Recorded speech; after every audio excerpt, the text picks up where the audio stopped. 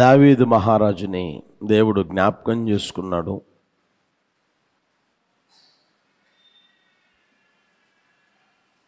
గొర్రెల దొడ్డులో నుంచి తీసుకొని వచ్చి రాజ్యాన్ని పరిపాలించే రాజుగా చేశాడు.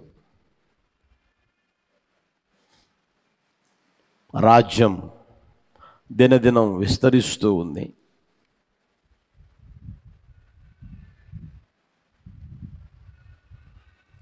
ఆయన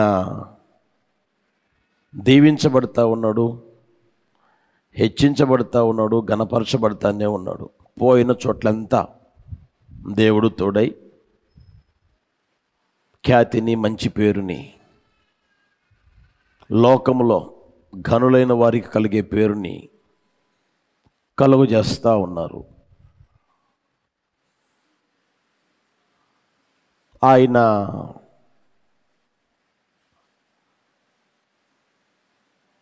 ఘనపరచబడ్డాడు, హెచ్చించబడ్డారు, ఉన్నతమైన స్థితిలోనికి రావడము జరిగింది. ఆయన రోజులు ముగించబడినప్పుడు ఆ సింహాసనం మీద కుమారుడైన సొలొమోన్ కూర్చోవడం జరిగింది. ఒక రోజున ప్రార్థన చేస్తూ ఉంటే దేవుడు సొలొమోనుకు ప్రత్యక్షమై నీకేం కావాలో కోరుకో అన్నాడు. నేను బాలున్నయ్యా, నేను చిన్నపిల్లవాడిని, వీళ్ళేమో నీ ప్రజలు,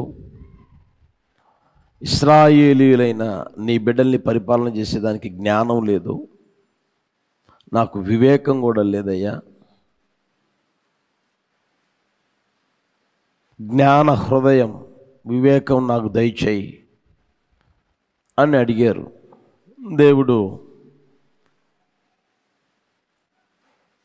ఆయన కోరుకున్న కోరిక లేదా మనవి విని, నీవు నాకు ప్రతికూలమైనవి అడగలేదు, అనుకూలమైన దాన్ని అడిగావు అని ఇవ్వడం జరిగింది. జ్ఞానం, విశేషమైన వివేచన పొందుకున్న సొలొమోను రాజ్యాన్ని పరిపాలిస్తున్నారు. ఆయన దగ్గరికి జనాలు వస్తూ ఉంటే వాళ్ళకి దేవుడు అనుగ్రహించిన జ్ఞానాన్ని బట్టి తీర్పు తీరుస్తూ ఉన్నారు. అది చూసిన అందరూ భయపడతా ఉన్నారు. ఆయన్ని గూర్చి ఆ ప్రాంతమంతా వ్యాపించడం జరిగింది. దేవుని ద్వారా జ్ఞానాన్ని పొందుకొని రాజ్యాన్ని పరిపాలన చేస్తూ ఉన్నారు అని.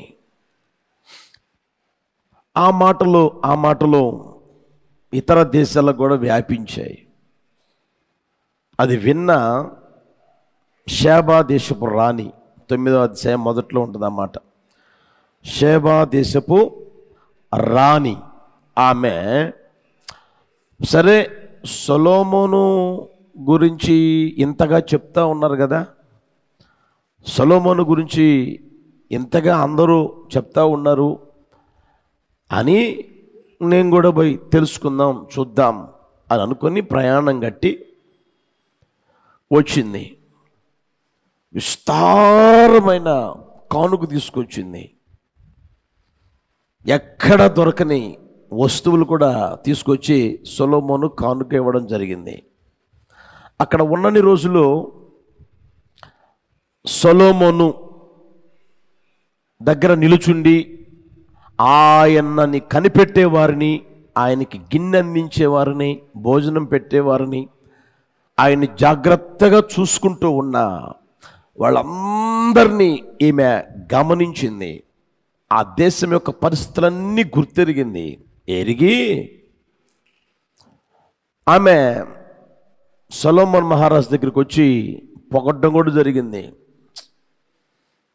ఎంత భాగ్యవంతులయ్యా నీ జనులు, నీ దగ్గర నిలుచొని నీ జ్ఞానవాక్కులు వినుచుండే నీ జనులు ఎంత భాగ్యవంతులు, నీ ముందర నిలిచిన వాళ్ళు ఎంత భాగ్యవంతులు, నేను విన్నది కొంచెమే, ఇక్కడికి వచ్చి చూస్తే చాలా నేను నేర్చుకోగలిగాను, నేను గ్రహించగలిగాను అని చెప్తూ ఈ మాట చూడండి, ఈ మాట అన్న చూడండి.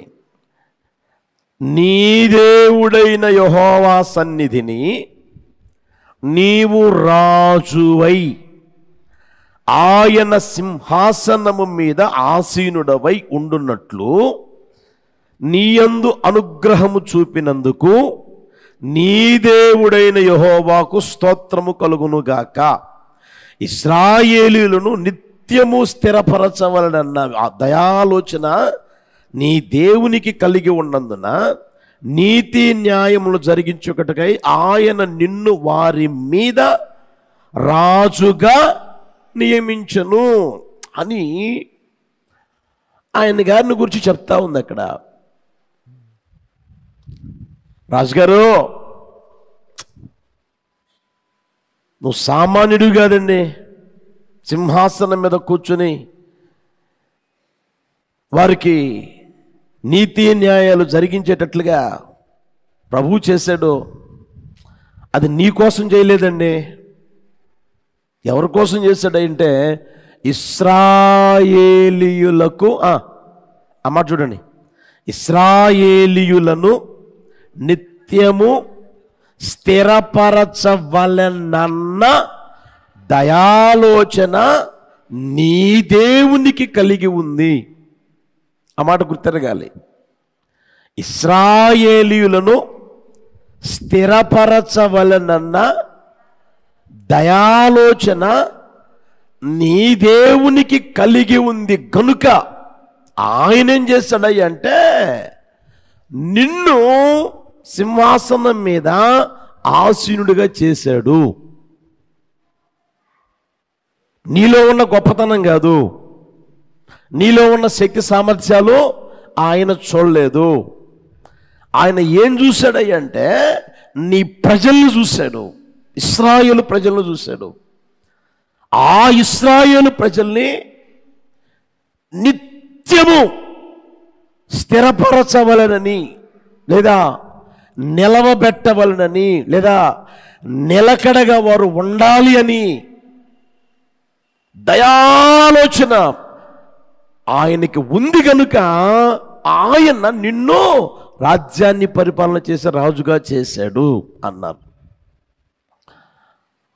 రాజ్యాలను ఏర్పరిచేదే అయినా, రాజులను ఏర్పరిచేదే అయినా ఎవరు చెప్పండి? మనం ఆరాధన చేస్తూ ఉన్న దేవుడు. ఒక వ్యక్తికి అధికారం ఇచ్చేది అయినా, అధికారం తీసేసేదైనా ఎవరు? ఒక వ్యక్తికి అధికారం ఇచ్చాడంటే, ఒక వ్యక్తిని రాజుగా చేశాడంటే, ఒక వ్యక్తిని ఒక స్థితిలోనికి తీసుకుని వచ్చాడంటే అతని శక్తి సామర్థ్యాలు కాదు, అతనికి ఉన్న తెలివితేటలు కాదు, అతనికి ఏదో టాలెంట్లు ఉన్నాయి అని ఎప్పుడు చేయడు దేవుడు. దేవుని మనసులో ఒక ఆలోచన ఉంటుంది. అందుకని ఆమె చూడండి, ఒక అన్యురాలైన యేసు ప్రభుని గురించి తెలియని వ్యక్తి అయినా అక్కడికి వచ్చి దేవుని గురించి ఎంత స్పష్టంగా చెప్తుందో చూడండి, గమనించండి. అక్కడ ఇశ్రాయేలీయులను నిత్యము స్థిరపరచవలనన్న దయాలోచన నీ దేవునికి కలిగి ఉంది. వాళ్ళను స్థిరపరచాలి అని, వాళ్ళని స్థిరపరచాలి అని అంటే అప్పటికే వాళ్ళు నిలకడలేని జీవితం జీవిస్తూ ఉన్నారు, స్థిరపరచబడని జీవితం జీవిస్తూ ఉన్నారు. అది వాళ్ళు కూడా గమనించారు. చూడండి, అన్యులు కూడా గమనించారు. అది గుర్తెరిగి, అది గ్రహించి ఆమె మాట అంటా ఉంది, ఇశ్రాయేలీయులను స్థిరపరచవలనన్న దయాలోచన నీ దేవునికి కలిగి ఉంది కనుక నిన్ను రాజ్యాన్ని పరిపాలించే రాజుగా చేశాడు. హల్లెలూయా. ఇంకొక మాట చూస్తారా? చూడండి, దినవృత్తాంతముల 2వ పుస్తకం 2వ అధ్యాయం 11వ వచనం గమనించండి. తూరు రాజైన హీరాము సొలొమోనుకు వ్రాసి పంపిన ఉత్తరమేమనగా, ఇతగాడెవరు? హీరాము, తూరు రాజు. వీళ్ళకి సంబంధించింది కాదు, ఈ రాజ్యాలకు సంబంధించింది కాదు. అతగాడు కూడా అన్యుడే. ఆయన అంటున్నాడు చూడండి, తూరు రాజైన హీరాము సొలొమోనుకు వ్రాసి పంపిన ఉత్తరమేమనగా, యెహోవా తన జనమును స్నేహించి, తన జనమును ప్రేమించి, తన జనమును స్నేహించాడు, తన జనమును స్నేహించాడు, ప్రేమించాడు, ఏర్పరుచుకున్నాడు. తన జనమును స్నేహించి నిన్ను వారి మీద రాజుగా నియమించి ఉన్నాడు. రాజుగారు, ఓ రాజుగారు, మీ డాడీ తర్వాత నువ్వు రాజు అయ్యావు. నువ్వేదో టాలెంట్ పర్సన్ అని కాదు, నీలో ఉన్నది కాదు. దేవుడు ఏం చేశాడయ్యా అంటే తన జనమును స్నేహించాడు, తన జనమును ప్రేమించాడు.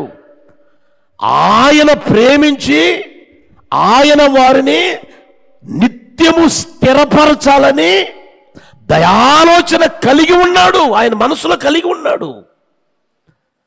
దాన్ని నెరవేర్చాలని నిన్ను రాజుగా చేశాడు బాబు అని చెప్తా ఉన్నారు.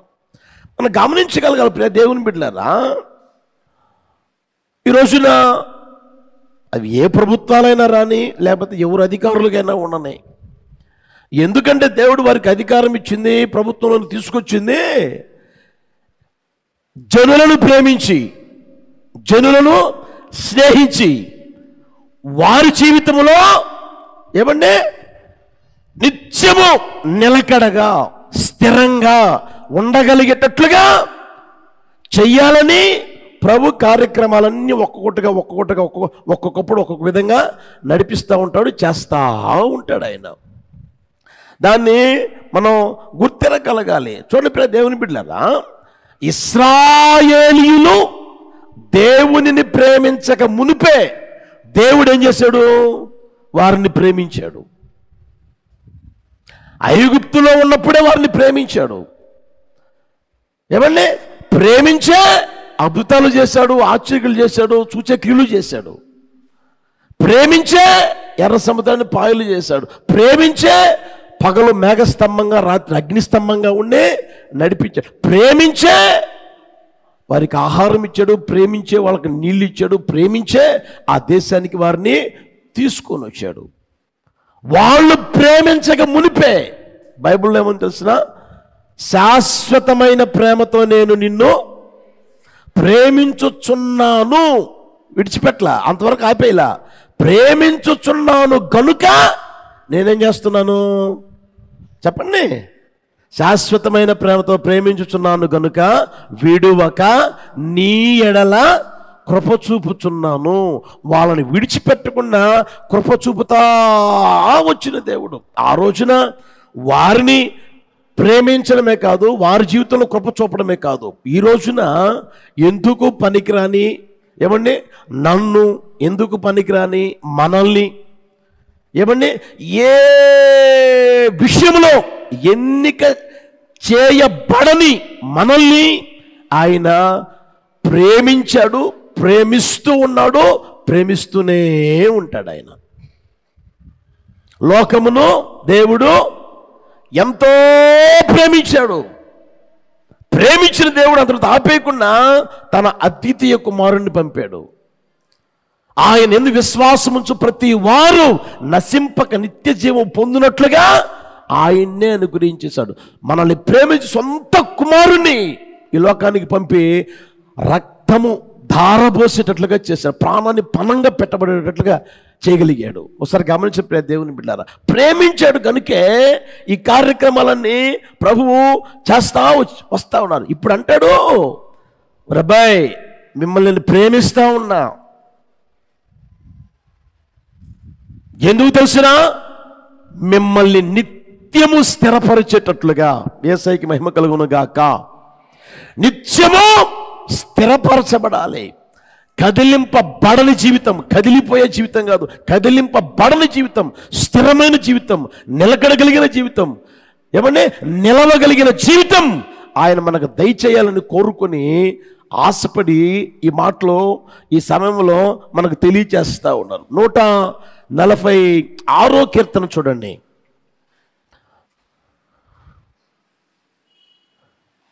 8వ చరణం చూడండి. యెహోవా గ్రుడ్డివారి కన్నులు తెరవచేయువాడు, యెహోవా కృంగిన వారిని లేవనెత్తువాడు, యెహోవా నీతిమంతులను ప్రేమించువాడు. నీతిమంతులను ప్రేమిస్తూనే ఉంటాడు.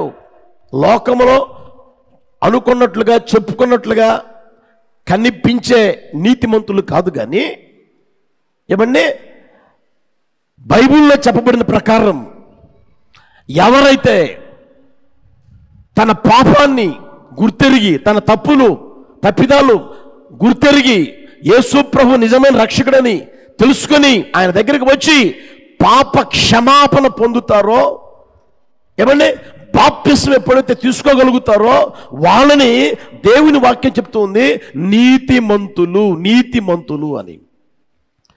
ఆ నీతిమంతులు యేసయ్య రక్తం చేత కడగబడిన ప్రతి ఒక్కరిని ఆయన ఏం చేస్తాడయ్య అంటే ప్రేమిస్తానే ఉంటాడు. ఆయన ద్వారా మనం ఎవరమయ్య అంటే ప్రేమించబడిన వారము. హల్లెలూయా. స్నేహించబడిన వారము. ఎందుకంటే స్థిరపరచాలి అని. ఇంకొక మాట చూద్దామా, చూడండి. 14వ కీర్తన 5వ చరణం. ఎందుకనగా దేవుడు నీతిమంతుల సంతానము పక్షమున, నిన్ను స్థిరపరచడం కాదు, నీ సంతానము పక్షమున ఉండి ఆయన ఏం చేస్తాడంటే స్థిరపరుస్తానే ఉంటాడు. హల్లెలూయా. దాన్ని మనం గుర్తిరగలగాలి. నీవు లేకపోయినా నీవు నీతిమంతుడివై జీవిస్తే నీ పిల్లలు కూడా ఆయన ఏం చేస్తాడంటే స్థిరపరచును గాక. అట్టి కృపతో ప్రభువు నింపి నడుపును గాక. దాన్ని మన జీవితంలో ఆలోచన చేసుకునగలగాలి. మనలను ప్రేమించారు కనుక ఆయన ఏం చేస్తాడంటే స్థిరపరుస్తాడు. ఎలా, ఏ విధంగా స్థిరపరుస్తారు అనేది సమయాన్ని బట్టి మీకు తెలియజేస్తాను. చాలా జాగ్రత్తగా ఆలకించాలని ప్రేమతో ఈ మాటలు తెలియజేస్తా ఉన్నాను. చూద్దామా ప్రియ దేవుని బిడ్డలారా, సమూయేలు 2వ పుస్తకం 7వ అధ్యాయం 26వ వచనం చూడండి. సైన్యములకు అధిపతియగు యెహోవా ఇశ్రాయేలులకు దేవుడై ఉన్నాడును మాట చేత నీ నామమునకు శాశ్వత మహిమ కలుగునట్లును నీ దాసుడనైన నా కుటుంబం నీ సన్నిధిని స్థిరపరచబడునట్లును నీవు సెలవిచ్చిన మాట నెరవేర్చుము. దేవుడు దావీదుని ఘనపరిచాడు, హెచ్చించాడు. బాగా గమనించండి. గొర్రెలు కాసుకుంటూ ఉన్న వ్యక్తి రాజ్యాన్ని పరిపాలించి రాజుగా చేశాడు. అప్పట్లో చాలని పరిస్థితులు. ఆయన గారిని ఎక్కడికి తీసుకొచ్చారంటే దేవదారు మ్రాణులతో కట్టబడిన ఇళ్ళు, సరళ వృక్షభం మ్రాణులతో కట్టబడిన ఇంటిలో నివాసం చేసేటట్టుగా చేశాడు. అంటే విలువైన కట్టడాలు. అంత గొప్ప స్థితిలోనికి దేవుడు తీసుకొని వచ్చాడు. ఈ స్థితి ఇలాగే నాకు ఉండాలి అని ఆయన ప్రార్థన చేయడంలే. ఇంకా నాకు వెండి కావాలి, ఇంకా బంగారం కావాలి, ఇంకా మణిమాణిక్యాలు కావాలి ఇవన్నీ అని ఆయన ప్రార్థన చేయడంలే. దేవుని సన్నిధిలో కృతజ్ఞత కలిగి కృతజ్ఞతాస్తుతులు చెల్లిస్తూ ఉంటే దేవుడు ఒక మాట చెప్పాడు. ఏమనంటే, నీ కుటుంబాన్ని నేను నిత్యము స్థిరపరుస్తాను అని. ఆ మాటని ఈయన పట్టుకొని, ఆ మాటని ఈయన నెమరు వేసుకుంటూ మరలా ప్రభువు దగ్గర అడుగుతా ఉన్నాడు. అయ్యా, నువ్వు మాటిచ్చావు కదయ్యా, అయ్యా నువ్వు మాటిచ్చావు కదా, ఇంతగా హెచ్చించబడేదానికి ఏ కోణములైనా నాలో ఏ అర్హత లేదు. ఇంతగా నువ్వు హెచ్చించావు,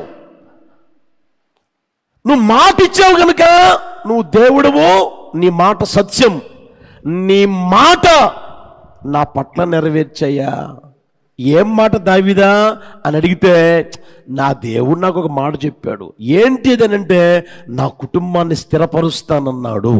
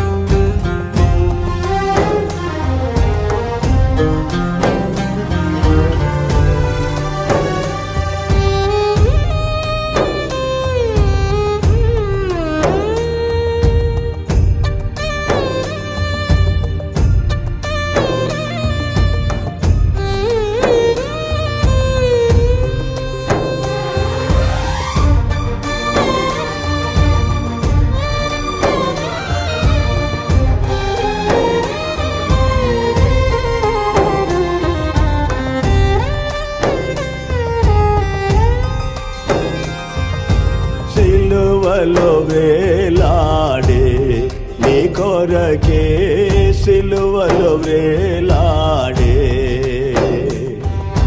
యేసు నిన్ను పిలచుచుండే ఆలస్యము నీవు చేయకుము యేసు నిన్ను పిలచుచుండే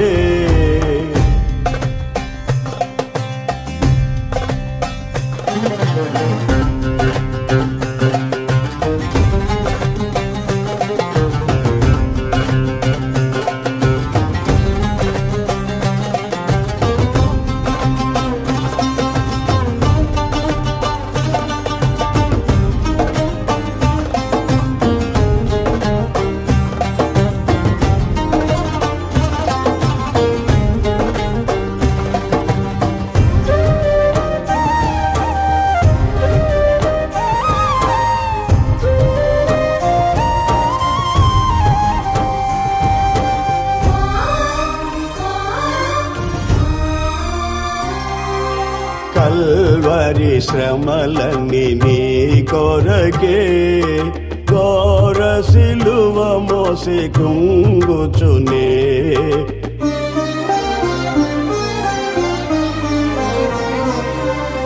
కల్వరి శ్రమలన్నీ నీ కొరకే ఘోర సిలువ మోసి కుంగుచునే గాయములాచే బాధనుంది రక్తము కార్చే హింసనుంది గాయములాచే బాధనుంది రక్తము కార్చే హింసనుంది సిలువలో వేలాడే నీ కొరకే సిలువలో వేలాడే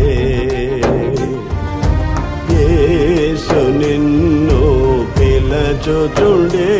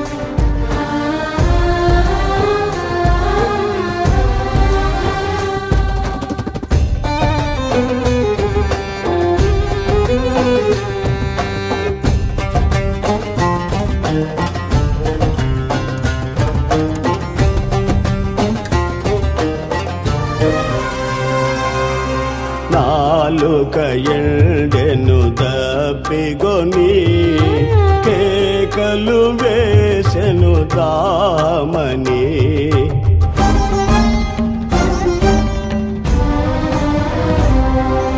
నాలుక ఎండెను దప్పిగొని కేకలు వేసెను దామని. చేదు రసమును పానము చేసి చేసెను జీవయాగమును. చేదు రసమును పానము చేసి చేసెను జీవయాగమును. సిలువలో వేలాడే నీ కొరకే సిలువలో వేలాడే. యేసు నిన్ను పిలచుచుండే.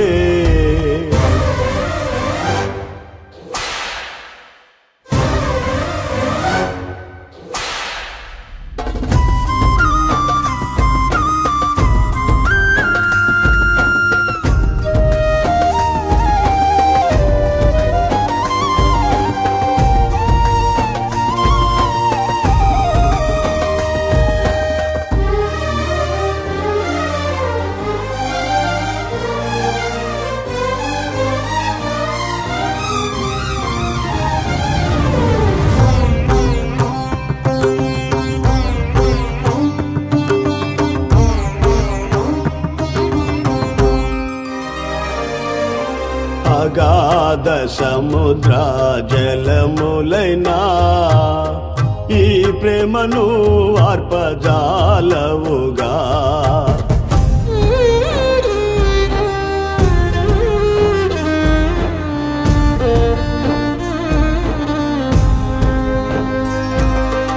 అగాధ సముద్ర జలములైనా ఈ ప్రేమను ఆర్పజాలవుగా. ఈ ప్రేమ నీకై విలపించుచు ప్రాణము దారబోయుచునే.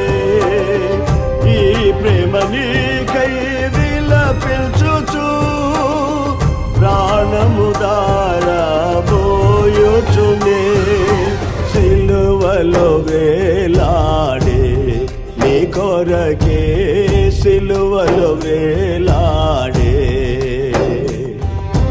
యేసు నిన్ను పిలచుచుండే. ఆలస్యము నీవు చేయకుము.